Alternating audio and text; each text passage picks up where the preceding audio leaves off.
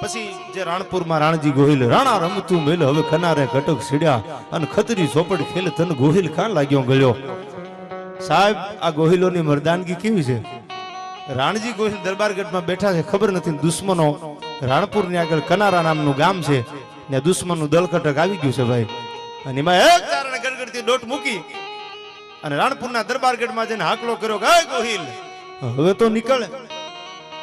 અને આ દુહો કીધેલો કે રાણા રમતું મેલ આ કનારે ખટક સીડ્યા અને ખતરી ચોપડ ખેલ તન ગોહિલ કાં લાગ્યો ગળ્યો. અને હાથમાં શમશેર લઈ અને રણ મેદાનની માલિકો બાકા ઝીક બાકા ઝીક બાકા ઝીક બાકા ઝીક બાકા ઝીક બોલાવી ભાઈ. દુશ્મનના દળકટકને વેતરી અને રાણજી ગોહિલની 84 રાણીઓ હતી અને એને એમ કીધું હતું કે જોજો હો દરબાર, તમે યુદ્ધ કરીને પાછા આવો ત્યાં સુધી અમે મેડીની અટારીની માથે ઊભા છીએ અને તમે નહીં આવો તો અમે જોહર કરી નાખશું. રાણજી ગોહિલ ધીંગાણે જાય છે ત્યારે કઈ નીકળે છે કે મારા રથની માથે ધોળી ધજા દેખાય ત્યાં સુધી માનજો ધીંગાણાની માલિકો રાણજી ગોહિલ જીવે છે. અને જોઈ ધજા દેખાતી બંધ થઈ જાય તો માની લેજો ધીંગાણાના મેદાનમાં રાણજી ગોહિલ ખપી ગયો.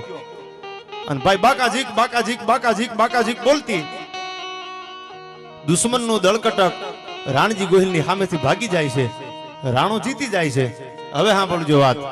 અને જીતી અને જ્યારે આમ રાણો પાછો વળ્યો ભાઈ રાણપુરની સામે ગોહિલનું દળકટક પાછું વળ્યું. આ બાજુ 84 જીવ છે એ રથની ધજાની માથે મીટ માંડીના મેડીની અટારીની માથે ઊભા છે ભાઈઓ. ઈ દેખાય હજી ધજા દેખાય છે, હજી રાણો નથી હાર્યો, હજી ધજા દેખાય છે, રાણો નથી હાર્યો.